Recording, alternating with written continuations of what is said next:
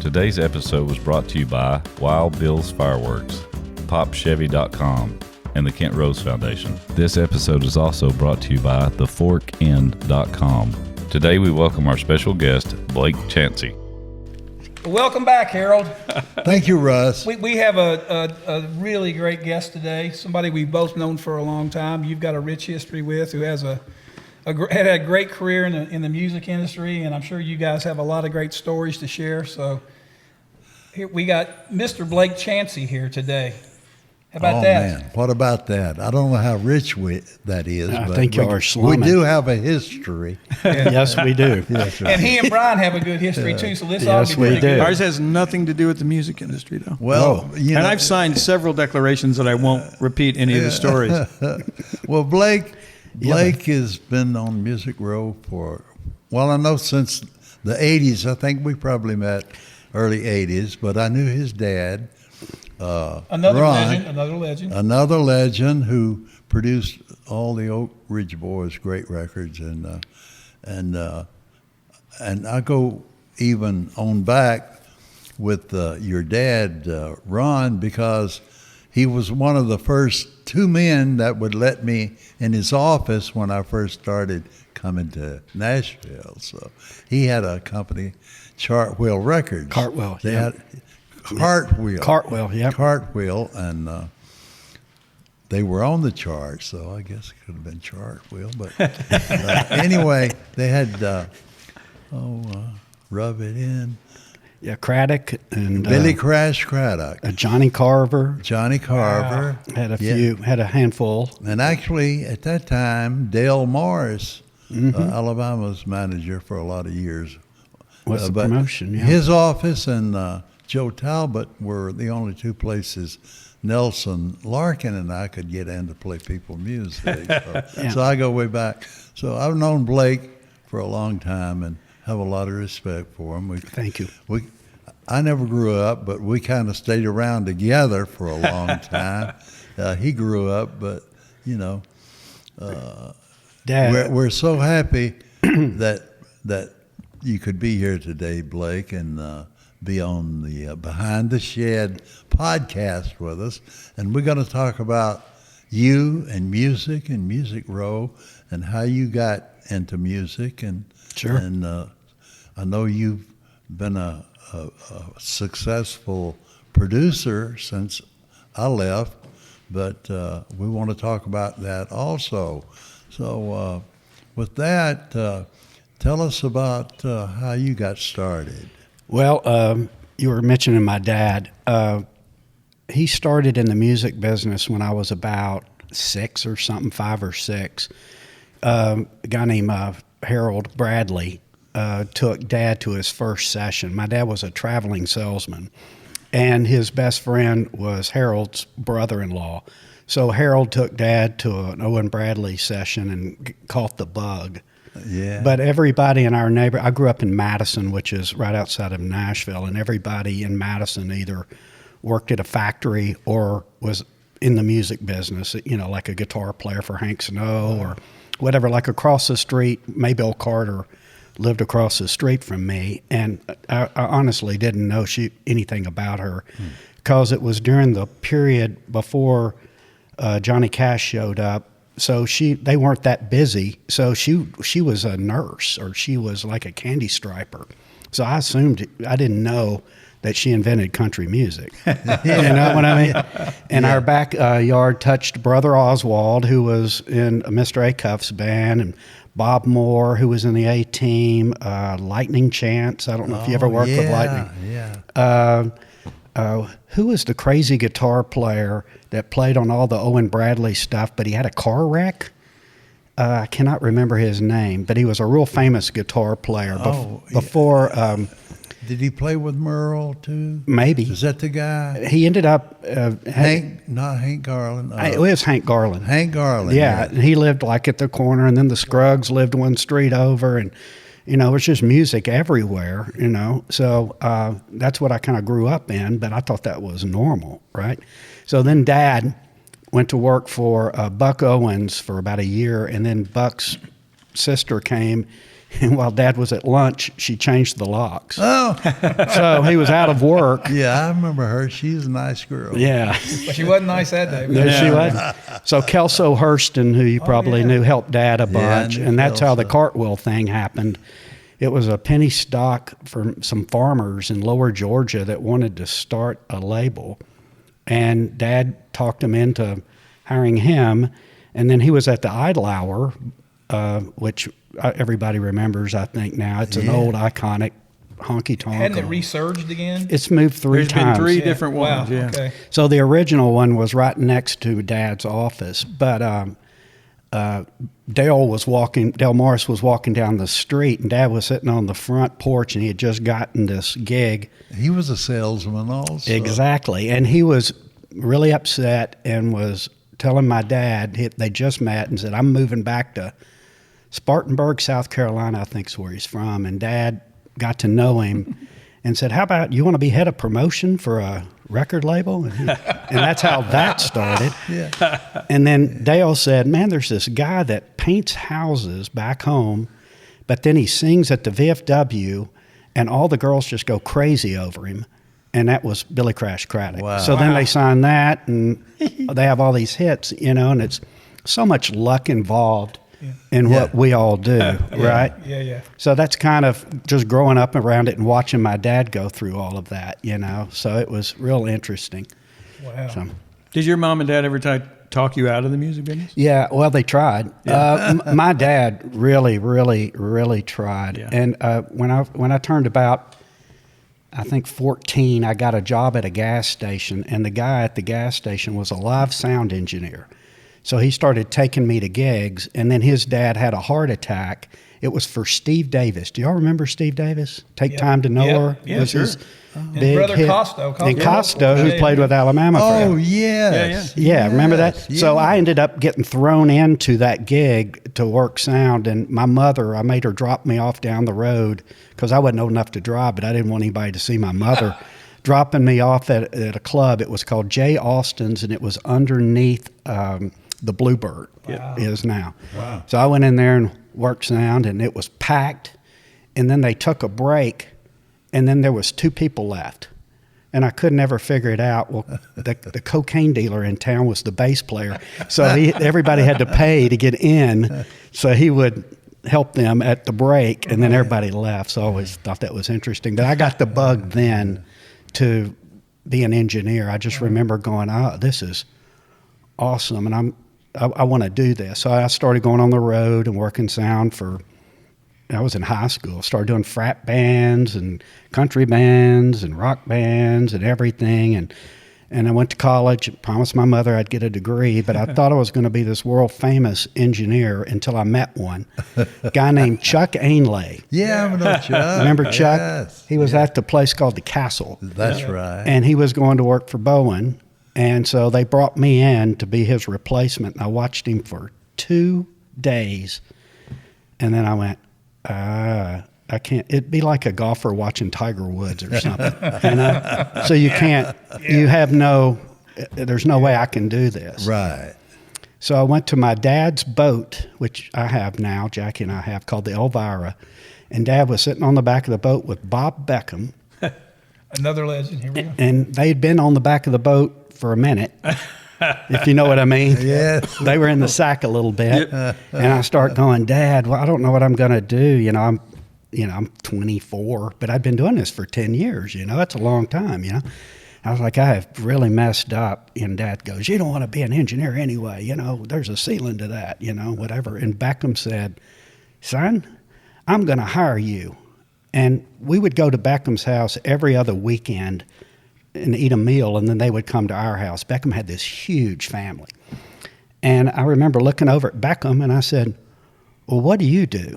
And my dad said, "You are not my child. There is no way." And I said, "Well, I really don't know what they do. He's always around the house." And Beckham just laughed, and he said, "Son, I'm a publisher, and this is..." but I wasn't around publishers. My dad was always at a record label. I didn't know it. And I just thought these people were all Dad's friends. I didn't know they were trying to get a cut. You know, I didn't even get that whole concept. You know, Dole Brown, I'm sure Dole's been here, right? Oh, yeah. Dan Wilson and Ronnie Gant and every publisher in town would be at our house, but I'm sure they were at your house too. You know, you find out later that they were at everybody's house, you know, trying to get a cut and everything. So I went to work for Beckham after that, and that was my entry to the music business. That was a great start, too. Yeah. God, he was crazy. A restart. Yes. Yeah, man. Beckham was one of the premier publishers in this business. He was really good. Of just not even a handful, maybe 3. You know. Yeah. You know, it's like Small wow. club. Yeah, very small. Yeah. He's a combination of Foghorn Leghorn and the Tasmanian Devil. It's like the same. Could not, but he would smoke 2.5 packs of cigarettes every day. He would drink a fifth of something, either scotch or vodka. And then every morning he would get up and he thought he was running a mile, and he was running 4 miles. And he did that, he did that for pretty much his whole life. Wow. And I don't know how he did it, I because don't either. I didn't know that. when he ran, he would run up to you. Dennis Lindy and I one time drove the route, and we saw 4 miles, and we couldn't believe it, you know. But he ran in the snow, in the rain, and when he would walk up to you, it smelled awful. You could smell scotch and nicotine and all of this stuff coming out. But I tried to get him to quit smoking cigarettes. And he said, son, I can't quit anything or I'll die. Right? So, but he was a great guy to work for. I bet he was. Very knowledgeable. Yeah. What a great teacher. Yeah, man, no kidding. So you got in the publishing business then. You started working for him plugging songs, I guess. Yeah, but part of that whole, in the plugging business and being the great mentor, he would drop these nuggets all the time. He one time said, son, your job is to stay out all night long and hang out and find out information and feed it back to me. And I said, so you're paying me to go out and have a good time and to do all of this? And he said, yes, son, but you got to bring me information. He goes, I want to know what Harold Shedd's doing. I want to know what Jerry Kennedy's doing. I want to know what, you know, Bud Logan's doing. I want to know, you know, and he'd start rattling off everybody. So you would have to go figure out how to get in with these people. Right. And the first one I did, I remember Beckham invented the pitch sheet for Scott Simon's dad, Cy Simon. Oh, yeah. Cy lived in Springfield, Missouri, so he would come here to pitch songs like every couple of months. So Bob would compile all the information, so when he came to town, he would know exactly where to go. And then all of a sudden people started going, can I get a copy of that? Can I get, you know, and that's what kind of turned into the pitch sheet. Wow, way to go. So, you know, all that being said, I'm looking at the pitch sheet and I'm looking and it says RCA Records, you know, and it's, I think the artist's name was Paik McIntyre. Yeah. It was Reba's brother. Right. And it says produced by Mark Wright. Right, yeah. And I'm like, well, he's not going to see me. So, but they would list all the people that were looking for songs. So the last one listed would be the low guy on the totem pole. Yeah. Right? Yeah. And it said Chuck Bedwell. Yeah. And right? And I don't know. So I have to pick up the phone and call the front desk at RCA and I asked for Chuck Bedwell. Hello? And I say, hey, Chuck, this is Blake Chancey, you know, gave him a bunch of bullshit, you know. And he goes, well, yeah, man, let's go hang out. What are you doing after work today? And I'm like, oh, wow, I'm off to the races immediately. You know, I'm just starting this gig. So I go meet Chuck at Maud's, Maud's Courtyard. That was the commissary for the music business. And Beckham had a tab there, so all I had to do was sign my name. And I took Chuck there. And he said, man, you need to meet. And he started introducing me to everybody. Chuck was the person that really introduced me to a lot of people, like Joe Scaife, who ended up being like my big brother. Oh, yeah. He truly would drag people along to meet and everything. So that's kind of how I got my plugging started, was Right. figuring out who. We, you know, Chuck's part of this sometimes, and we've laughed a lot about, you know, Chuck worked everywhere. Yeah. because he always got fired, but he knew everybody because he'd been everywhere. Yeah. Well, He literally, if Beckham invented the pit sheet. Yeah, and Chucky stole it. But Chuck got fired one time, my favorite firing story, which I've told with Chuck on the podcast. But he, for some reason, had to open the trunk of his car when he's working at Famous. And he opened the trunk of his car, and there were like 80 cassettes that were made out to where they were supposed to get dropped off. It was like a month and a half of songs that were supposed to get pitched. And he had his trunk open, and his boss walked up and looked in the trunk, and he's like, Chuck, it's hard to get a cut if you're not on the date. And it was like all of them were in there. And then that was his last day at that job. I think that was Hurt. He worked for Henry Hurt, yeah. Yeah. That's funny, but it's interesting how, everybody kind of was a has great similar connector. path, Well, he was a connector for a bunch of Oh, us. yeah. Great Okay, guy. so you were there at with Beckham. Yeah, working, so in Beckham, and then that was during the era of everybody's buying everybody up. So the guy that owned Beckham owned like 40% of the company, and Fred Foster owned 60%, and Fred had some financial trouble. had a run of bad luck and had to file bankruptcy, and Combine was the only thing they had that was really worth a lot of money, so they had to sell it. And Marty Bandier and Charles Koppelman ended up buying it, and who I worked for a while. And you hear good things and bad things, but they were always good to me, and I learned a lot from them.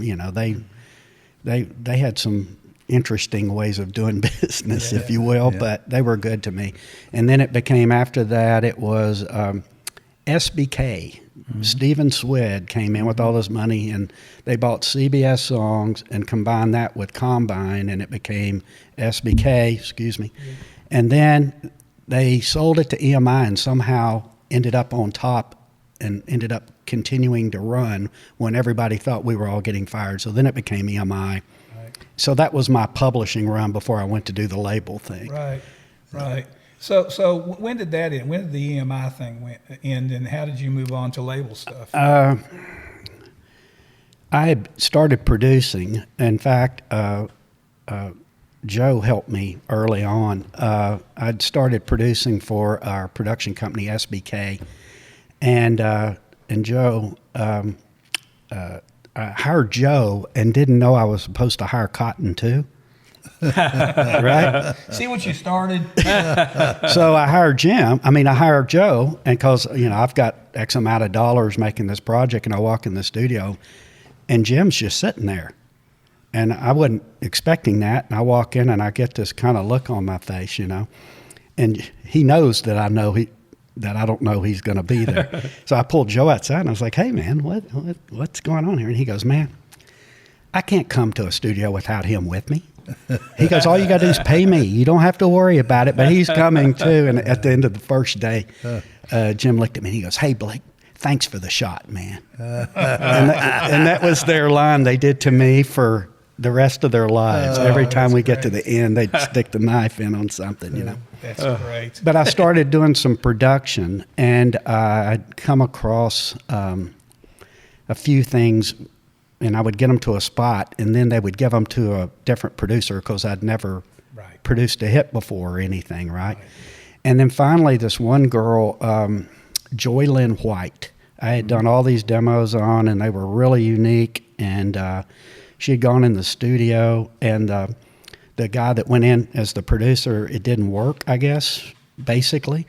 I never heard those sides, quite honestly. And so the head of A&R calls me and says, hey, man, I'm sorry, I've got it backwards. So the producer that did it called me up and said, hey, man, and we were friends. And he goes, I'm really excited. I've decided I want you to co-produce Joy Lynn White with me. And it was for CBS. And his name's Paul Worley. And I was like, oh, my God, man, thank you for the opportunity. so great. And I hung up the phone, and 3 minutes later, Steve Buckingham called and said, Blake, I want you to produce Joy Lynn White. And I said, well, I just got off the phone with Paul. Yeah, I know all about it. And he got real quiet. Uh-oh. And he went, no, I wanted you to do it, Paul. And they got into a little, but it worked out so much better for me getting to work with Paul because he became a dear friend, but also we got to work together and figure out each other's strengths and weaknesses and that sort of thing. Yeah. So Paul goes to work at Sony. They blow all those people out. And I was working with this artist named John Bunzo, and I was trying to get him a record deal at the time, and I had everybody on a flight to see him play in Seattle, and bad weather happened, and we all got stuck in some small podunk town in Texas. I had to share a Motel 6 room with Doug Johnson and Sam Ramage. And all these people were there, but one guy from Capitol went to Chicago and got out to Seattle, and they said, man, that's, we want to sign this guy. And I told the artist, I said, you don't want to sign there because either Mr. Bowen's going to have to produce you, or one of his guys are going to have to produce you, or you're going to have to be published by him. And right now, none of the three are like that, so he's going to sign you, but then it's going to be torture. And then Mr. Bowen found out that I said that, and I got called to the carpet yet again and had to go to Bowen School and watch him make 2 records. But the day John Bunzo signed his deal, Renee Bell took me out she was the head of A&R, to a restaurant crying to tell me Bowen wants me to fire you immediately, which I knew it was going to happen. And so the next morning I was upset. Next morning I come in and Paul Worley calls and says, hey, can you go to lunch? I said, yeah. And we're sitting at lunch with Paul Worley and Scott Siman, and Scott Siman goes, how much? And I said, 4. And Paul goes, I said, I have no idea what we're doing here. And Scott goes, you hadn't even talked to him, Paul? And he goes, sure I have. And I said, I really don't know what you're talking about. He goes, you want to come be head of A&R for Columbia Records? And I went, well, sure. But this is so apparently Paul talked to somebody about the job, but it wasn't me. I think he forgot or just changed his mind. I don't know. But I ended up getting that gig, and that's what kind of started my record career. So I came back, and Celia came in. She was my boss. Remember Celia Froelich? Yeah, she's great. She came in, and she was like, I'm so sorry about what happened with Bo and Blake. And I said, I'm over this shit. I quit. And she goes, what? And I went, no, I'm joking. I just got a job offer to go do this. So it worked out for everybody. It was a win-win-win for everybody. Except John Bunzo. That record did not work out. That did not work out. It did not work out. Today's episode was brought to you by Wild Bill's Fireworks, PopChevy.com, and the Kent Rose Foundation. This episode is also brought to you by TheForkIn.com.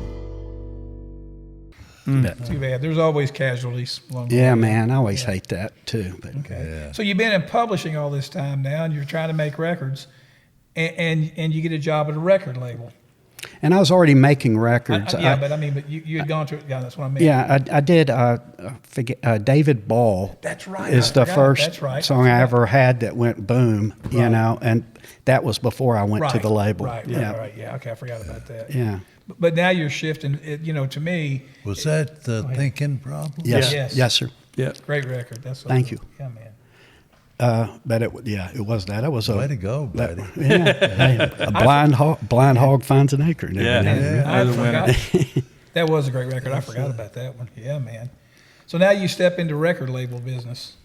How's that? I didn't care for it much. It wasn't like your situation at the record label, or I assume yours was good, or anything like my dad's. Yeah. Everybody hung out and went on vacation together and everything. This was a little more aggressive and a lot more serious than, But, I mean, I'm very thankful that I got to do that for the 10 years I was there and all the things, and it changed our life, but it wasn't, I'm not sure I'd want to ever do that again, Yeah. It wasn't, some people want to do that, and it's like, I'm good, Yeah. You went through some of that, too. I did. yeah, he did. Sure did. But it was all good. Yeah. It's good. I learned so much. There's one day I spent with you that you won't remember that I learned so much from you, and it was one of the most special days that I remember in my head. You had bought a slip at Cedar Creek Club. Yes. You were moving your boat from Kentucky Lake, I guess, is where Gunnersville. Okay, you were moving it from somewhere. But Joe Scaife calls me up and says, hey, man, can you help Harold move his boat when he gets to Old Hick or when he gets downtown? Can you help him get it to Cedar Creek? Because he knew all of how scary it gets up there and real tight, and I'm always on the water, and I was like, well, absolutely, So I canceled everything, and you were at Rock Harbor. You'd made it that far, and it was like 8 a.m, and I walked up, and I tap on the window, and you pop out, and you're like, hey, Blake, what's happening? And I was like, I'm ready to go. Do you need me to go in the bilge and check all the, the engines and everything? He's like, no, sir, I got it all. Just help me with the lines right now. And I was like, okay. So you fire it up, and I'm getting the lines, and we start moving down the road, and then somebody comes out from downstairs, and I was like, oh, forgot about it. Didn't know that. Sorry. New artist. Yeah. And, and I was sitting there, and you're like, get Blake a cup of coffee. And I was like, okay, sweet. So we start riding, and we're going, and you said, we got to make a stop downtown, Blake. And I was like, okay. So we're riding, and you're kind of, getting a little cup of coffee, right? Yeah. And I said, do you mind if I ask you some questions? And you went, no, I'm fine. And I said, what made you sign KT Oslin? And we're just the two of us up on a fly bridge, and I'm drinking coffee and driving, and he said, well, Blake, those songs were incredible. And I said, well, yeah, they were. But, wasn't she like late 40s? And you were like, oh, yeah, but... those songs were so good, and I thought to myself, why wouldn't I give the radio listener one of their own? Yeah. And I went, what does that mean? You said, well, the listener is a middle-aged housewife woman. Why wouldn't I give them one of their own? I was like, wow.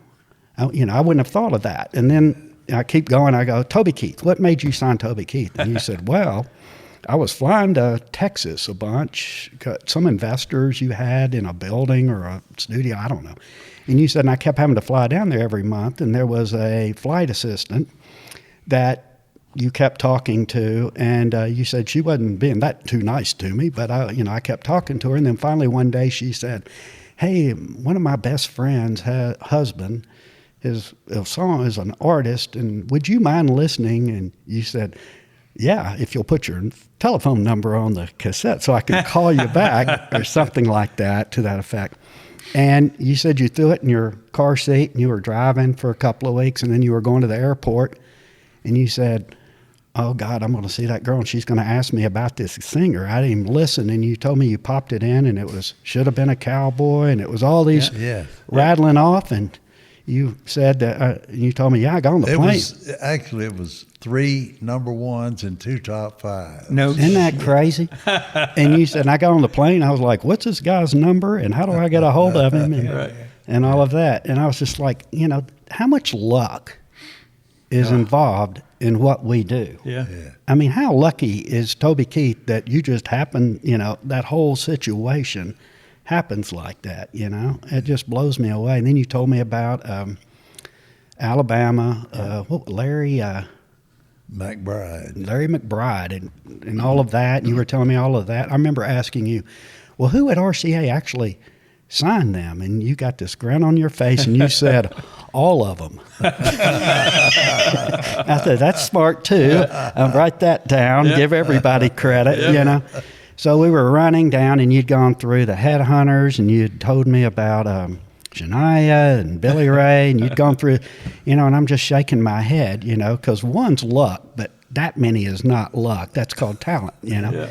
So we're getting there, and I said, so we're stopping downtown, and you said, yeah, we've got to get some food on here, and I've got a stereo getting put on the boat, and I've got all this stuff, and I'm thinking, what is going on? Joe didn't tell me anything, right? So we pull up downtown, and some more people got out of your boat that I didn't know was down there. Other friends, publisher friends, if you will. Yeah, as it were. And they get in a van or something and drive off, and then they bring in you put a stereo on up there, and you brought in food, and they brought in all this booze, and you were at the label, and you were getting ready. You had the whole promotion staff and marketing people, and we were driving down the river, and you were playing them, presenting them music that you had recorded that they were going to get to work later on down the line. And I thought, what better place to get people excited than in a fun, have a drink, whatever else. And this next song is Shania and Mutt did this thing, and you'd crank it up to 10, and the whole boat would be shaking, and everybody'd be doing this, And I remember we got to Old Hickory Lock, locked through, and I can't remember if we went to the Hendersonville side or the Old Hickory side, and everybody got off, and all the gear went off, and everything went away, and then the last 10 miles, you and I did it alone, and I remember riding up there with you, looking at you going, that was one of my favorite days of all times. And I used all of that boat trick. I used that a lot. I've used all of those. Oh, great. That's great, man. That's cool. I wonder how much mileage can you write off on a boat? If you're driving your car, it's like 80 cents a mile. I want to know what it is. It doesn't matter if you have a ride-off. It was so much fun. Yeah, That was it a was. ride-off, yeah. No kidding. That's great. You got to be there on some of those good occasions. That one was awesome. That was a Man. great day. That's so cool. And one of our great trips, you might have been on this trip, was when we had the New York staff down, and we took them out and all had a great day. And then they didn't want to go to L.A. or anywhere else. They wanted to come back to Nashville. That might have been those people. I can't remember. It probably was. Because it was a hell of a party. Russ knows all about that. Yep. That was wild. That's cool, man. That's way cool. Wow. So now you're at the record label, though. I want to go back to that because you have to do that job, too, because he wore that hat. Yeah, let's talk about you. Let's talk about you. Yeah. So you're at the record label now. You've been a hands-on publisher, which is a creative job and a business job, too. You've been in the studio. You've made a hit record. Now you having to take care of the label stuff at the same time and deal with all that. So tell us something about that. And you can jump in here anytime you want to because you've done it too and you share. I'm enjoying it. When I first got there, Columbia Records was kind of the wasteland for everything that anybody signed. They ended up on Columbia because there was no head of A&R at the time. So whoever signed anything was on Columbia first, it seemed like, before it was figured out where to go. So I didn't, as a producer, didn't have anything to do for a year and a half. And I learned that I needed to learn the record business pretty quickly. So Scott Siman and I flew around to every branch and hung out and would take him to dinner and party and rock with him. And I had learned a trick from Jimmy Gilmer. He was a great publisher. But he called it layering. And I would go in to the bartender and I would say, hey, look, every other drink, I need it to be just soda water and a splash of cranberry. And sometimes more than that, because I would always be the last one standing at all of these parties. So it got to be, hey, Blake can rock. And that was a total, I was pulling the Dean Martin trick, right? Yeah, exactly. So Scott and I would go meet everybody. So everybody want to stay up all night and whatever. But what I figured out is from Harold, watching, if you get to be friends with these people and get them super excited about something, when it really matters and you need their help, they'll step up for you because they feel like your friend. Like you said, they want to come to Nashville. They don't want to go to L.A. and stuff. Right. It's that same thing. They want to hang out with the Nashville people. So the first couple of years, I really worked on relationships other than in Nashville, outside, trying to, become everybody's friend.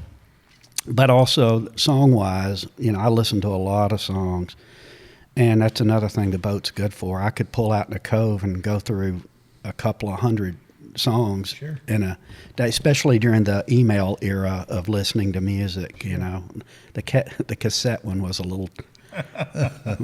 My father did that. He was sitting on the back of his boat, and I pulled up, and he was listening to songs for the Oak Ridge Boys. And he'd been on the back of that boat for a minute, and he would listen to this cassette And he'd go, piece of shit. And he'd throw it over his shoulder, right, thinking it was sinking. And we went to leave, and I looked out in this cove, and all these cassettes are doing this. And every one of them said, to Ron Chancey for the Oak Ridge Boys. Floating their way to Hendersonville. So we had to dive in and, pull them all back in. But listening to songs was really important. And I'm not sure there's a lot of listening going on these days. From a label standpoint, it's more partnerships and stuff now. But cutting an outside song and listening to everybody's songs and trying to know everybody's catalog or being able to say this songwriter's really good, but man, if he wrote with this person, and just trying to become a part of that community. Because in my world, I was stuck in a bubble of the Combine guys and then the SBK guys, just like the Tree people or Sony people were in a bubble. And I went to Jerry Kennedy's Celebration of Life recently, and it was all the Welk people. And you just realize I don't see a lot of these people, and I never really did because they were in their own little world. I saw Dole, but everybody ran in their own little their own little thing. So I was trying to meet everybody and get back in. So I did that for a while, and I was trying to develop new acts and sign new acts and trying to get something going before they fired me, I got you. Because they're always looking for a way to fire you. Yeah. It's interesting you mentioned the listening like that and how much everybody listened back then. We've had several conversations about that here, Harold would come in, you were in his office, and I've said it a million times, he had that great big box and his desk was up to here, always listening. Always. And I guess that happens today. I don't know, but I wonder. I don't know. It should happen today. Well, it's a lot of partnerships. They're waiting for people to be up and going, and then they want to call you and be your partner. And then if they can help, maybe. But it's being an A&R person in this day and age is a lot easier gig than it was, because we're betting on something. It's like you're betting on the headhunters. They're signing something that's already working. Yeah. So there's no real risk, because if it doesn't work, you get fired. But if it's already working, then they're not going to fire you. It's already working. So it's a little bit easier of a gig right now. Yeah, I think so. I think you're right. Way to go. Yeah, man. So you were mentioning Natalie Maines today when we were talking about Blake coming and all that, and hearing that. I have to go straight there because the Chicks were so big. What was it that you heard? You were talking about when you interviewed him on the boat. What was it about this and that? So what was it when you heard like the Chicks that you went, wow, that's it? I mean, how did that happen? Well, when I signed them, they had a different lead singer, which is bizarre. Yeah, it is. Natalie was not in the group, no. It was a girl named Laura Lynch. Long story condensed. I went to see him as a favor because Scott Simon owed a favor to the manager, Simon Renshaw. And I told Scott, look, dude, I've already passed on them twice. I have no intention of signing them, but I'll take a trip to Austin, Texas any day of the week. I was going to go stay for the whole weekend. I was going to, woo. And I went to see them with Laura Lynch at the Broken Spoke. I don't know if y'all remember the Broken Spoke. It's like, so I remember they're wearing these cowgirl dresses, just totally goofy. And they're up there playing, but every time I would look away and just listen, I'd go, you know what, maybe something here, maybe. And it was during the era of Kathy Mattea and Susie Boggess and Emmylou Harris. A lot of the female singers, a lot of the melodies were more linear. There wasn't as much range as it turned into later. And I'm not saying those people couldn't have sang those kind of songs. I don't mean that way, but it was just the kind of songs that were being recorded. And I thought, well, maybe they can fall into that. So I cut some guitar vocals with them in, I think in Austin, Texas. And it was pretty good, but I wasn't like going, oh, or anything. And about a month later, their manager came to me and said, the girls want to fire the lead singer. And I went, well, I've heard of firing the drummer, right, or the guitar player, but but the lead singer, really. Seems challenging. Yeah, and he said, well, they've got it down to 2 girls, and they want to get it together, and then they want to present it to you. And I was like, well, okay. So 3 or 4 months later, I went to Austin again, and they were playing a bar called La Zona Rosa. Mm-hmm. And Natalie came out and singing, and she had this, I'm colorblind, but I think it was green, like a green Ozot sweater, and her shoulders were all padded and up, and she looked like she really didn't have a neck. It was so bizarre, and she had this real short haircut, and she's up there singing, but she was singing really hard and really good. And I thought, it wasn't like, I didn't hear the, I didn't hear the angels sing, but I was like, Scott and I had already given him the worst deal in the history of recorded music. And I was like, why wouldn't we just continue on? So then I went in and did 3 or 4 demos with them, and I went, wait a second, now this is getting pretty good. And Scott was working with me at the time at Sony, but he'd already been let go. So nobody knew that I had them signed in Nashville, because Scott was head of business affairs. The deal was done through New York, and now everybody was gone but me. So I just wasn't saying anything about any of it. And Paul Worley was my boss, and I'd never even mentioned that they were signed or anything, right? And I'm sitting on a promotion call, and one of the regionals said, I went to a show last night, and they introduced the artist as Sony recording artist. And I just remember thinking, uh-oh, what just happened? And she goes, Nancy Richmond's the girl's name. She goes, and they were called the Dixie Chicks. And Paul's looking over at me like, what? And do you know anything about this, Blake? And I'm just kind of, and then she goes, and they were incredible. They killed it. And they were all going, we want the Dixie Chicks. And I was like, And Paul goes, what's going on here, man? And I said, can we talk about that after this meeting, And so we went up to my office, and I played him those 3 or 4 things, and he was like, oh, my God, that's really, really, really good. Yeah. And I was like, yeah, I know. So that's when we pulled the trigger and started figuring that out. Wow, unbelievable. Good move. I love that. Well, again, total luck. Yeah. Different move. lead singer. Not exactly, but some luck, yeah. Different lead singer, Yeah. total, but yeah. It worked out. It worked out. Yeah. You got the right one. Yeah, we got lucky. Yeah. And you heard it. Yeah, well, I did hear it. Yeah. Yep. I feel sorry for Kevin Welch. The song was Till I See You Again. I don't know if y'all ever remember that. It was on his solo record for Warner Brothers, and it's such a hit. And in the demos, I engineered the demos myself. And I already told you I'm not a good engineer, right? Yeah. So I thought that would go on the record until we pulled it up after we'd cut the record. And Paul looked at me and he goes, man, that sounds like shit. And I went, man, I know. And he goes, we don't have time to re-record it. And I said, well, we'll get to it the next record. And, you don't know something's going to do that. I thought it might have some success, but not. Yeah. Not go off like that, Well, So I still apologize to Kevin. When I heard Wide Open Spaces, I knew I'd missed one, Right. Boy. Yeah. That was, you made some great records. No Thank you. kidding. That song was originally 5 minutes and 50 seconds long. Wow. Originally. Wow. Yeah. And that was the big argument. I was trying to get her to cut another song, and she didn't want to cut it. And I said, well, you know what? She goes, why don't you just do that thing you do? Cut some verses out or choruses. Edit, that do some thing. editing. Doing all this stuff, And I said, well, I'll tell you what. I'll give it a shot if you'll cut this other song. She goes, I'm not singing that other song. And I was like, that's the deal, And we kind of negotiated that, and they both ended up being huge, What was the other song?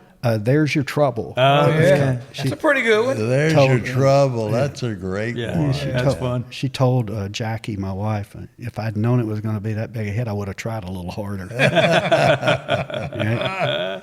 But, Yeah. Now I understand they're back together. Is that correct? well, they're out touring, making some money. They're going to go. In fact, I'm supposed to go see. They're doing opening some stadium shows for Tim McGraw this year. Oh, good. So I don't know where I'm going, but I'm going to go see one of them. Is Natalie still the lead singer? She's still the lead singer, and they all. She's an incredible singer. Yeah. I agree. Great she really style, is. great voice, great delivery. And very unique. Go, man. Yeah. go. Well, I hope that all keep moving. Keep moving. Yeah, Let me man. go to the mailbox. Keep singing. Yeah. That's always good. Yeah. That's cool. Well, what a funny story. I didn't know all that. Me What a either. great Yeah. story. Wow. Which is, of course, why we do the podcast. Yeah. Yeah. Because we never know. You never know. That's why we had a job. Yeah. Yeah. So if the Chicks weren't enough during that period of time, what else were you working on? I mean, that's pretty much all. Harold will test. My dad always talked about slots from an A&R perspective because I was raised at record labels. Dad started at Cartwell, and then it was ABC Dunhill, and then it was ABC Dot, and then it was MCA. So I was always around him in the A&R process. And if somebody could be just great and walk in the door, and he'd go, well, I've already got 2 of those. Yeah. So he was always looking for a slot. Yeah. Right. So I had this slot I was looking for. I wanted to find somebody that wasn't afraid to get in trouble, that would be the last one standing at the party, or be the one that was always getting in trouble, the outlaw slot, if you will. And John Doris Sr., Johnny Doris, yeah, you remember Mr. Doris? Yes. He kept wearing me out. You got to go see this artist play. It's just right across the Kentucky line. And I was like, who is it? And he goes, it's Montgomery Gentry. It's Eddie Montgomery, who is John Michael Montgomery's brother. And I was like, man, I don't want to work with another ballad, I love you, I love you, I love you artist. I don't have that slot, so I'm going to pass. And he goes, oh, you hadn't even heard it. And I was like, well. So finally one day he said, man, they're going to be playing just right across the Kentucky line. Will you go? So he basically kind of told a little bit of a lie. It was Lexington. We crossed the Kentucky line and kept going. And I was with Cliff Aldridge Sr., and we were riding in a car, and I said, hey, are we getting off the exit here? And the driver says, we're going to Lexington. And Mr. Doris was just looking down. He wouldn't even look at me. But I went into the club, and I think it was called the Grapevine or something. But Estill Sires, did y'all ever know Estill? Estill, yes. Oh, my God. What a piece of work. He was a used car salesman. I don't mean that in a bad way, but he was always selling, So I walk in, and he's like, Blake Chancey, how are you? And I was like, good, sir, blah, blah, blah. And he goes, you're going to love these boys. These boys are going to be bigger than the Beatles. These boys are going to be bigger than the Rolling Stones. And he just kept going and going and going. And I kept looking around, and this guy's looking at me, this big, big guy in an orange coat. And this girl comes over and drops a Jack Daniels, a Jim Beam and Coca-Cola, which I don't drink that stuff, right? I drink beer or something, and drops it down, and I kind of look at it, and I look over, and this guy looks at me. He's huge, and he points at me. And I go, thank you, and whatever. And I sit there, and Estill's still going, these guys are going to be bigger than George Strait. They're going to. And I'm thinking, that's kind of weird. And I kind of push the drink over, and then the girl drops another drink. And I said, where'd that come from? And she points, and this guy was wearing a bear coat. And he was huge, and he points at me. And I realized, I'm not going to get out of this place alive, So Montgomery Gentry comes out, and it's the loudest thing ever, and they're all amped up, and the crowd's going crazy, and they're playing the first song, and they go, boom, and it ends, and the whole place turns around and looks at me. And I knew I did the old... Yeah. And then everybody starts clapping, right? And I knew I'd been suckered in. This was a total setup, right? So get through the show, and I go downstairs. John Michael's down there, and I meet them. And he's like, if you sign them, I'll put them on the road with me and all this. And I was like, oh, that's great, So we got that 3.5 hour ride back, right? So I'm in the car, however long that is, and Mr. Doris is just looking down. And he goes, "You're not going to do it, are you?" And I said, "I didn't say that." I said, "I didn't say anything. I'm just sitting here. Cliff, did I say anything?" And I said, I can't do what they just did. I said, but I get the look and everything, and there is a slot. But this is the slot, and I told them what it was and whatever. And I said, and I'll give you a song, and y'all can go record it, and I want to hear it, right? And so they did, and they brought it back, and they did like a guitar vocal or something of it. And I went, hey, that's pretty good. And then, but I didn't have time to do it at the time. Everything in my life was going that way, and I had zero time, but I really believed in this idea. So I brought them in, and I said, if you guys will commit to rocking and partying and getting in trouble and flirting with every girl you see, and they were looking at each other, and Troy Gentry says, I think I can do that.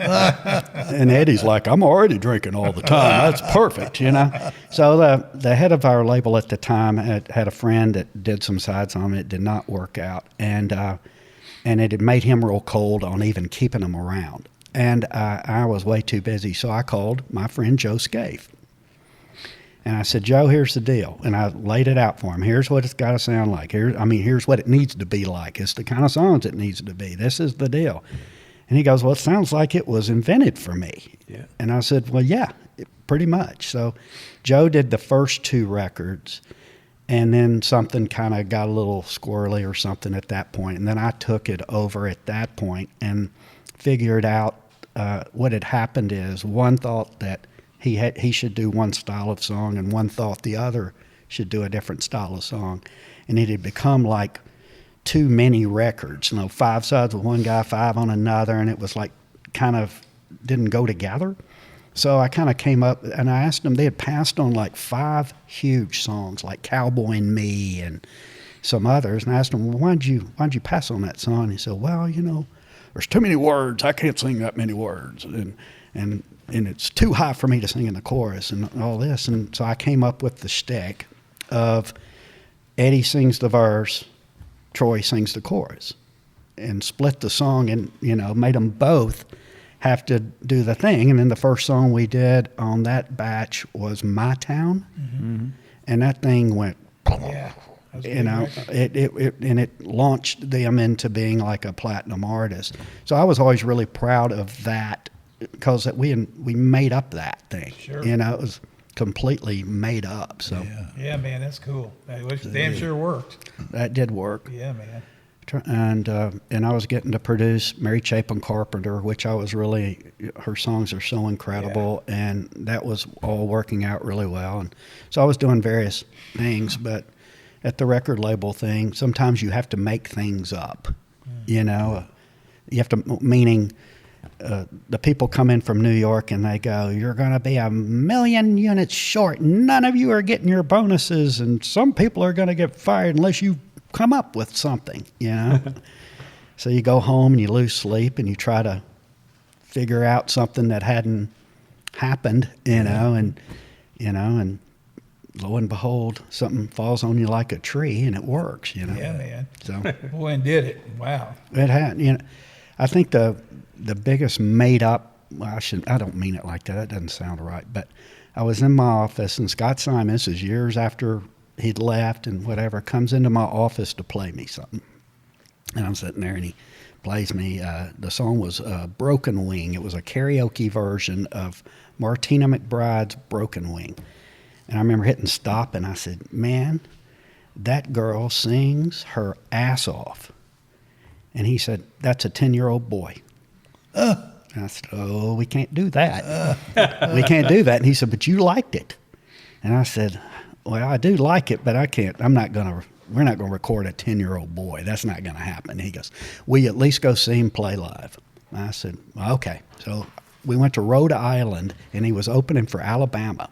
His name's Billy Gilman. Yep. Yeah. Right? Little Billy. So it was in Rhode Island, and it was governor that ended up going to prison for being so corrupt. He's the one. He came out and introduced Billy, and it was in one of those things that turns, one of those circular stages. Yeah. Because I remember Randy had vertigo or something, or had some issue, and he kept getting sick. He would make them stop the stage, and he was sitting down and playing. I felt so sorry for him, but Billy killed it. You know, never let a dog act or a kid act open for you, because they always win, right? Yeah. So he killed it, and so I ended up going, all right, I'll sign him. But every promotion staff at our label was like, we do not want Billy Gilman. And quite honestly, I understand who wants to promote at that time an 11-year-old boy or 12-year-old boy. But I remember sitting in my office and going, guys, I don't know if this is going to work. It was me, Don Cook, David Malloy, and Scott Simon all in my office. And I said, I don't think this is going to work. We got to come up with a song that's bigger than the artist or something. This isn't going to work. And Scott goes, wait a second. And he picks up his cell phone and calls his daughter Rosie, his oldest daughter, and says, can you send me that thing you've been passing around at school? And she faxes it to us, and my assistant Deb made like 4 or 5 copies, and it was something written. It was right after Combine. Is that am I saying that right? I think so. Combine and the shooting, the school shooting. Columbine. Columbine. Thank you. I'm Yeah. not good at that stuff. And it was from the perspective of one of the kids that had been killed, and it was like, I'm in heaven, and it's great up here, but don't feel bad for me. But if you, be nicer to each other. And it was this whole story. And I remember Don Cook looked up and he goes, I can write this. And David Malloy goes, not without me. And so they wrote that One Voice song. This One Voice was heard. And I cut the track while they were in the other room writing the lyric. Wow. And all I said to the band was, try to make it sound as close to a Beatle, Imagine, John Lennon kind of thing. I remember Greg Morris pulling out tape, and he's taping up his drums, and everybody's doing that. And we cut that track, and we cut it, and nobody seemed real excited about it at the label, but the PR people pitched it to Oprah. They went crazy over it. Next thing you know, Billy Gilman's on Oprah singing One Voice, and we've got this video. It was huge. I remember. And it was like, and I felt bad for Billy because he was so young. When you're that young and something happens, it's really hard to keep going. You know what I mean? So I always felt bad about that. But everybody at the company was happy because they all got their bonuses, and it all worked. And The Billy bonus. the Billy bonus. Yeah, it's good to know it's there. Yeah, so that all worked out for him. But, just stuff like that you come up with. You know what's important, though, and again, it goes back to what you've talked about so much to me, is every one of those things, nobody else had one of those. Mm-hmm. You had the only one. Well, it's like with the Headhunters. That's what you told me. You said, I've never seen anything like that before, But that was the only one, right? I believe when he first saw him, where was it? Where did you see him first? Douglas Corner. Douglas Corner, that's right, because you said to Larry, we got to stay and hear this next band. Yeah. And Larry Shaw was like, why? Yeah. And you said, I told him, I said, well, first of all, it's the ugliest band I've ever seen. that's funny. But to show you how that works and how instantaneous it can be, I guess that's a word. They got on stage, nobody said anything, and they said nothing. They just geared up and went into Only Daddy That'll Walk the Line. I thought, we're going to hear a bunch of cover songs and stuff. And they segued from that into Walk Softly on This Heart of Mine, the old Bill Monroe classic. And they got to the chorus, and the harmony came in, and I turned to Larry and I said, I'm going to sign this band. And he said, you going to do what? I said, I'm going to sign this band. And I did. And it worked. Yeah, it worked out pretty good, It too. worked out, yeah. Yeah. And it was easy. They had 8 sides cut already. And I gave him 20 grand. I said, go do 2 more sides. I remember Mike Bradley was the engineer on that stuff at Yes. Soundstage. Soundstage, yes. And the reason I remember it, I was there visiting somebody else, but I walked in to say hi to him, and I met the band, but everybody was tired and kind of starting to drag a little bit, and I've never seen anybody do this before or since, he took lighter fluid and put it all over the console while they weren't looking, and threw a match, and the whole console starts up in flames. And boy, they all woke up. They all woke up and Are you jumping around. kidding me? I'd never seen anybody do that before. Me either. Wow. Yeah. It burns off and then it's fine. But I Yeah. was thinking, what made him do that the first time? And Right. What did he practice on? yeah, no kidding. Maybe he's got an old TIAC at home. He went to a Jerry Lewis concert. That's right. Jerry That's Lee. crazy. Oh, God, that's awesome. That's nuts. So after you left, you were Sony for 10 years? Felt like 30, but Yeah. yeah, it was 10 years. Sounds like something you'd say too. So what happened next? Went home for about a year, I guess, something like that.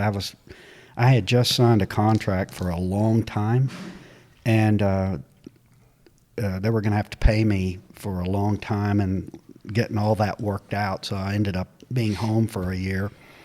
And Jackie, I think, suggested I go back to work. Or go somewhere. Exactly. She was tired of me being home. Go to work or buy a condo somewhere. So Scott Siman called me up, and we were talking about something, and he asked me to come, and he had a publishing company, and it wasn't working out at the time, or he didn't have time to watch it. So I ended up renting a room back at my dad's old studio that Dad had sold, Westwood, and I had the upstairs, and it was called RPM Music, and I did that for a while and kept producing, and an independent publisher for a long time, and then we ended up moving back downtown over close to the Music Mill, and had another studio there, 815, and we were there. The studio was called Disgraceland. Yeah. My best friend, Dennis Lindy, who is a great songwriter. Incredible. Another legend. Well, I did all of his demos for 20 years, I guess. knew that. I'm glad you brought it. I was going to ask you. Well, we can talk about it. But every time he would see a Velvet Elvis, because he wrote Hunka Hunka Burnin' Love was one of his big hits. Yeah. He would buy a Velvet Elvis, he would buy me one. So then when Dennis ended up passing, the ones I didn't already have a duplicate of, Pam, his widow, gave me all of those.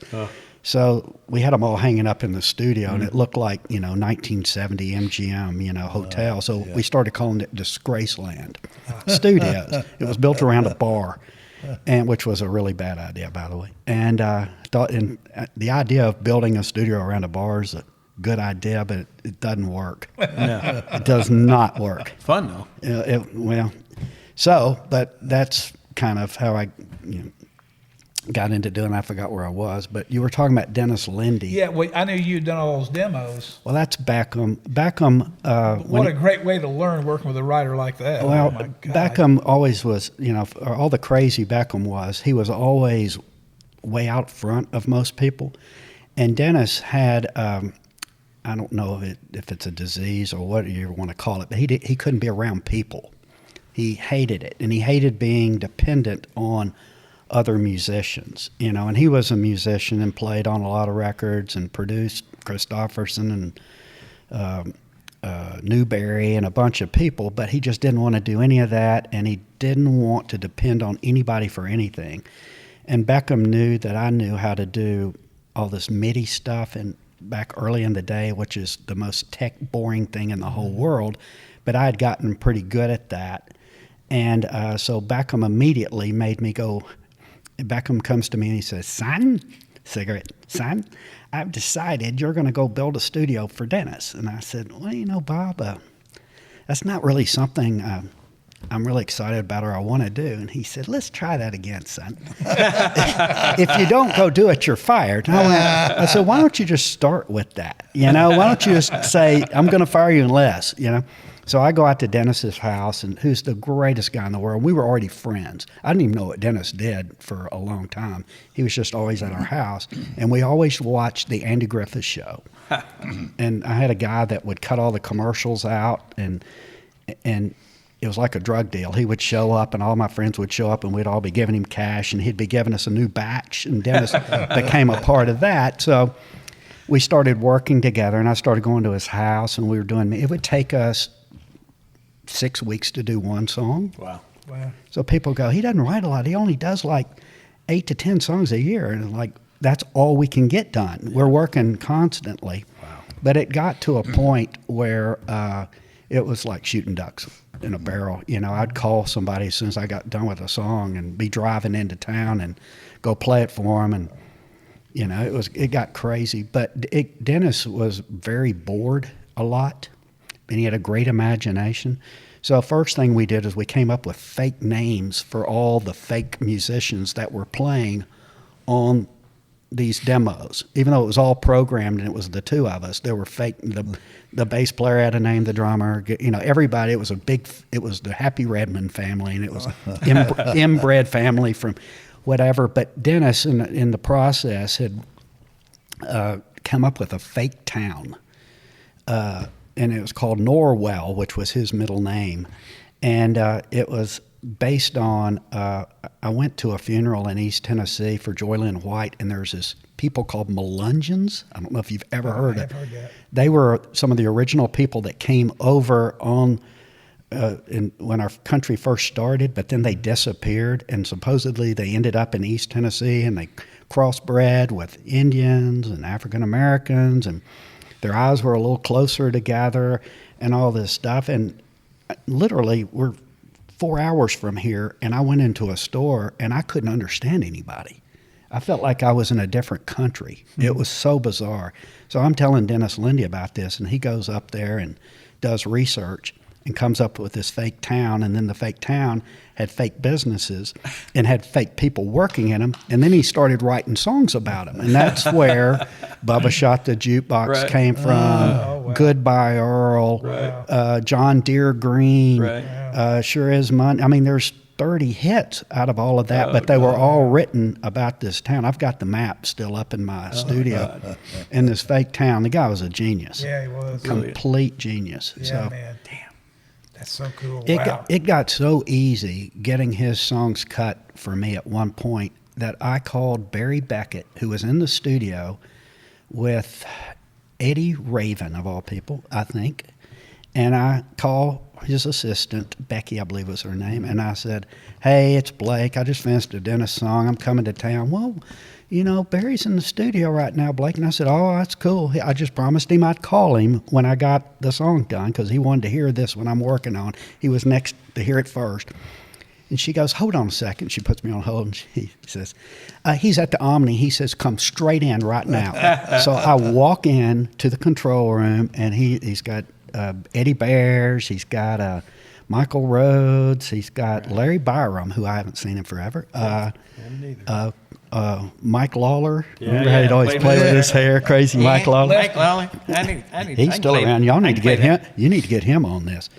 But I remember I walked in and I handed him the cassette, and Mr. B looked at me. He says, "Is it a hit, Blake?" And I said, "Yes, sir, it is." And he hands a chart to Michael Rhodes and says, "While we're listening, would you just go ahead and chart it?" And they did, and they cut it before he'd ever heard it. That's how easy it had gotten with Dennis. That's awesome. Well, I mean, Dennis was that good. Yeah, I mean, he was that good, but it got really easy there for a minute. Wow, that's so cool. Wow. Yeah, God. that was absolutely brilliant. That's crazy. That's a music real What life. a great, right? Yeah, man. Great stories. Oh, yeah. Well, Blake, great Yeah, stories, man. Yeah. It's so interesting. So what are you doing now? right now, I live over in West Meade, and we have Walter Campbell. We bought Walter's house about 8 years ago, because our daughter was switching schools and whatnot, and Jackie redid it. And, excuse me. And so in the process, there's a separated garage. So I turned that into a recording studio, because when we did that, you couldn't have a recording studio in Nashville in your home. Right. In Davidson County, or they would Right. they would bang you upside the head financially. So we kept it looking like a garage, but it works great, and I work out of there generally. But like I just did a record with Randy Hauser, and he lives 5 doors down, and he has a studio at his place. So we just go from his house to my house to his house, and you get all this gear after all these years, So working with Randy, I'm working with this band called The Woods that's kind of self-contained. I know them.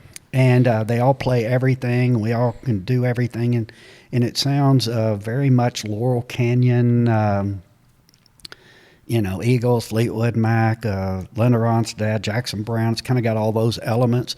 And if they were artists today, they would be country artists. Mm-hmm. Everybody goes under, that format doesn't exist anymore, But so just working, man. I've been in the studio a bunch. This girl named Casey Bruner I'm working on right now. She's like a 22-year-old hairdresser that is on a label called Electric Feel, which is an independent label that Post Malone and Post Malone's manager own or whatever. And but she wrote a concept record, the year in the life of a single girl in Nashville, and how sucky it is. So it starts with her going out and having a good time. Girls are going out, and then it goes into meeting the guy, and then the guy turns into a piece of shit, or is promising and then a piece of shit, and all this. It's literally. I'm sorry, did I say that out loud? I keep forgetting that we have mics. Literally, and it's a concept record. It's one of the few times I've worked in something where they said, "Here's the first single. Can you go record it?" Wow. Isn't that weird? It is. I've only had that happen I'm one already other time. interested in hearing it now. It sounds cool. Yeah. So I was working on that Yeah. right before we came here, but I'm doing that and just,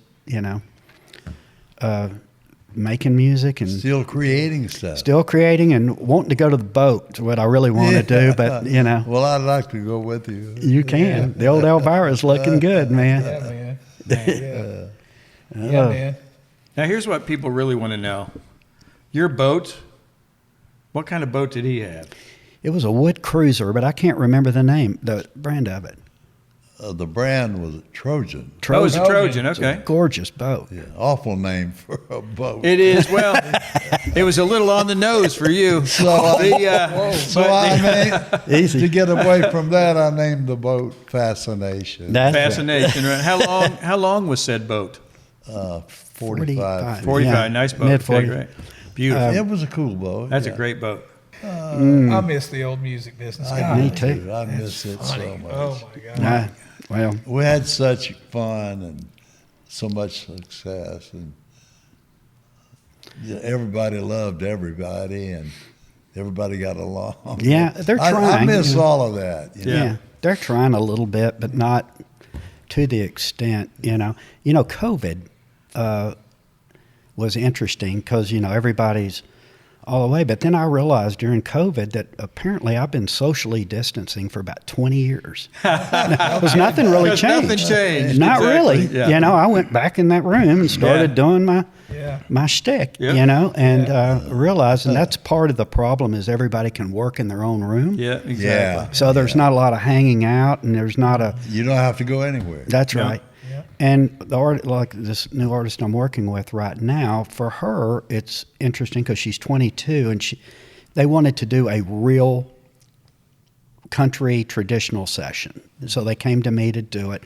So I had a fiddle player, I had a steel player, I had a piano player, a utility guy, electric guy, drums, everything on the fly, And they were, all the people that are writers and stuff were sitting in the control room and whatever, watching just in shock. Right. Because they'd never seen that before, and I'm doing my normal bullshit, it's like, hey, I need you to play here and I need you to take the, you know what we do, and it's, and they're all looking at me like I'm like, how do you know how to do this? And Like it's you're launching the space shuttle. Right, you know. And for her, you know, she writes a song with somebody and they give her back that night a somewhat finished demo. Yeah. You know, she handed me a guitar vocal and I was like, thank you. You know, I prefer that, you know. And so when we cut the song, she was just like, oh my God, that came out so good, you know, because they're not used to, you know, they get these finished demos and everybody's sitting in their own room or their bedroom or whatever doing their thing. And now with AI, you know, everybody's a writer now, you know, and they're sticking it in the thing and you can hear it's good, but it ain't like great yet, but give it about a year and it might be, or 2 years. And these guys are writing songs and they're putting it in there. One artist I work with, and he'll say, give me 10 versions of this idea. Right. And then he'll get 10 and go, ooh, number 8. I like that. I'll take that. And I like that from 6. And then he'll keep refiguring his song, and then we'll go in and record it. But he uses it as a creative tool for ideas on different ways to approach a section of a song and stuff. So it's crazy, you know. You know, John Willis was in here this week, guitar player. Oh yeah, and was talking about that and the evolution of everything. And he said half, I think I may be exaggerating, but half his work, rather than just playing on a record, you know, is people bringing him tracks and saying, I want you to replay this better. Play this stem. I like what they did, but whatever, you know. Right. So it's you know, I'm not doing that yet. You know, I probably will figure it out because I've always had to figure out whatever it is, you know. But you know, so there's not a lot of camaraderie now. You know, think of all those demo guys who are playing demos all day long, and that job's gone. Yeah. You know. Yeah. I know a lot of Jackie's mother's music that she wrote, Melba Montgomery. My brother-in-law and sister-in-law have been taking a lot of those songs and that never got demoed and putting them in and going, well, you know, and it like gives songs a new life. It's pretty amazing. To pitch, not perfect, but it's pretty amazing. But it's a you're right. There is a good thing. It does, but you know, I don't see it being gloom and doom. Nope. When we started middying, everybody's like, "Oh, you're going to ruin the world." It's the end of it, yeah. No, not really. So, there was a lot of guys who used to go ahead. I think at some point that wheel will turn on around, and it might not be the same, but it will be a recreation of some of that. Mm-hmm. I remember when we first started the mill, you know, when you were first coming around. Well, some mornings I'd go in, Dean Dillon and Frank Dicus would be sitting there writing a song. And how you doing? Oh, great. And Dicus was one of our greatest fans. He kept, every day he'd say, something good's gonna happen here, you know, and you miss that part. Yeah. Yes. You know? Yeah, the camaraderie and everybody. I remember at Beckham, every Friday, Beckham wouldn't send writers' draws to him. He made everybody come in and pick up their check from him in person. So every Friday, all the writers would show up and Beckham would just start handing their checks to them. And then he'd say, what'd you write this week, son?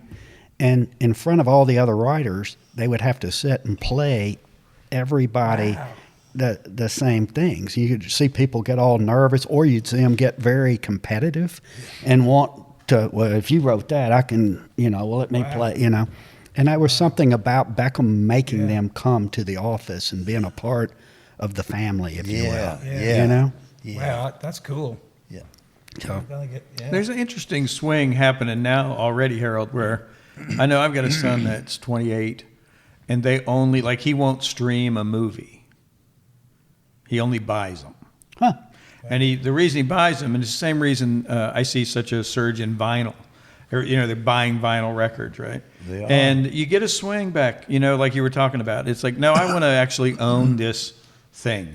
I'm tired of paying, you know, whatever it is, 25, depending on what plan you got, a month to Spotify, to have the privilege of listening to the radio in whatever order I choose.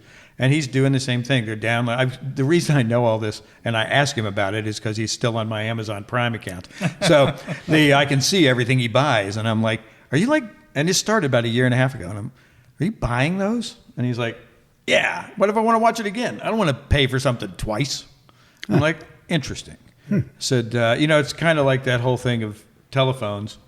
Yeah. Before you know it, kids will actually use telephones to call one another and talk. Yeah, that could happen in America. Yeah, but I think there is an important thing there. That human element. It was like there was a meeting. Frances Preston had all of us come to town years and years and years ago, and I was in L.A. already, and we came back and we had a meeting at the Lowe's, where she had sort of declared that CDs were going to ruin the music business. Yeah. Right? Compact disc had come along, a perfect digital copy of every record ever made was going to be put into a neighborhood, and they were going to make 100 cassettes, and no one would ever buy music again. Yeah. Right? Mm-hmm. And instead, all my songwriter friends got a big bonus when everybody replaced their cassette tapes with CDs. I'm hopeful that AI does, in fact, become a tool that we use. But the reality, what you were talking about, I'm fascinated by that because young lady goes in the studio and watches what happens when musicians play together. I just don't think we can AI it. I don't think we can AI it. I don't think you can AI Dennis Lindy. I don't think you can't AI a guy out of whole cloth saying, I'm going to create a city of inbred weirdos from East Tennessee, and I'm going to write 30 number one songs about a made-up city. Yeah. Right? You could tell AI that, but somebody's going to have to tell them. Yeah. Yeah. Right? True. Yep. I just think so much of that. They're going to have to create emotion first, Yes. and then you can do all of that. Yeah. It'd be really interesting to see. But like now, I get calls, and I want you to, Mr. Shedd, I've written a song. I want you to hear it. And I said, okay, send me a CD. A CD? What is that? Yeah. Exactly. But that's the old world Well, I'm from. But see, I still like to play my CDs. Yes. Well, they still are selling those again. They started back I still up. buy DVD. Yep. It's Absolutely. coming back. The CD It is. I hope it does. It's a great format. It is. CD And was record- after cassettes. Man, what a step forward! Oh. But it's still a great format. Yes, it is. CD is, Things are changing. especially for us old guys. Yeah, it is. I'm in. Things are changing so crazy now. And writers can help change all of that, and producers, But music has been around a long time, and we've all seen it evolve from big bands through rock and roll and country and pop and rap and all of these different kinds of things. But it's a new generation now. Like, I don't have any listeners. All of my listeners they're dead. So it's got to be recreated at some point because it's too good to leave behind. Indeed. And it's what started everything that we do now. So from that standpoint, and with you younger guys that have your own ideas and you have the talent to do all of this stuff, you unknowingly maybe sometimes will even recreate some of the good stuff. That's my story. I can only I get hope it. so. Yeah, man. I think so. And I'll be 95 by then. Way to go, man. He's almost there. I'm looking for next year. That's right. That's great. We need to find Harold an act to do. He's looking for something. Okay. You should go do something with him. It'd be fun. It would be. fun. Where you live? Let's get the address real quick. But I'll- that would be good. Yep. I'll give you my number that's The one that works. I don't owe anything on this. Exactly. That's awesome. Yeah, man. They're not going to repo this one. All right, kids. Man, I'll thank you never- so much. This is my last thing. I never forget. We were talking about Jim and Joe. Jim Cotton, I brought him to Nashville from Memphis, and when I went to Mercury in the late 80s, 88 actually, and so about 90, when we started making some money, I bought everybody in the office a computer. So I was in the studio one day talking to Jim, and this is 93, and I said, well, Jim, I know you guys, you and Joe have been ahead of the game, but I'm going to tell you, I just put everybody at Mercury a new computer in the office. And he looked up and said, welcome to the 80s.